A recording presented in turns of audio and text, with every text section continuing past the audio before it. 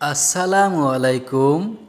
আজকে আপনাদের সামনে একটি গুরুত্বপূর্ণ হাদিস বর্ণনা করব। আইশ ইবনে ওয়ালিদ রাদিয়াল্লাহু আনাস ইবনে মালিক রাদিয়াল্লাহু থেকে বর্ণিত যে রাসূল সাল্লাল্লাহু আলাইহি সাল্লাম বলেছেন, মৃত বান্দাকে যখন তার কবরে রাখা হয় এবং তার সাথী এতটুকু মাত্র দূরে যায় যে সে মৃত ব্যক্তির তখন তার জুতার আওয়াজও শুনতে পায়।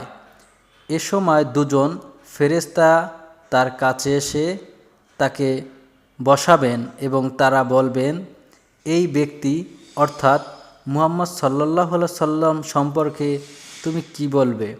তখন মুমিন ব্যক্তি বলবে, আমি সাক্ষ্য দিচ্ছি যে তিনি আল্লাহর বান্দা এবং তার রাসূল।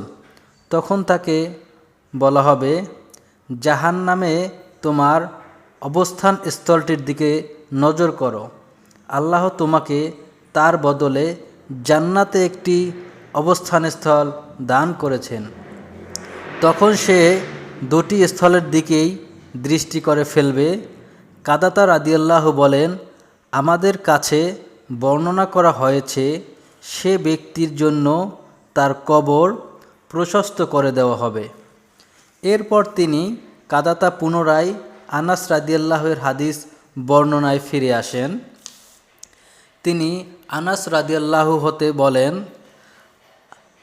আর মুনাফিক বা কাফির ব্যক্তিকেও প্রশ্ন করা হবে, তুমি এ ব্যক্তি অর্থাৎ মুহাম্মদ সাল্লাল্লাহু আলাইহি সাল্লাম সম্পর্কে কি বলবে?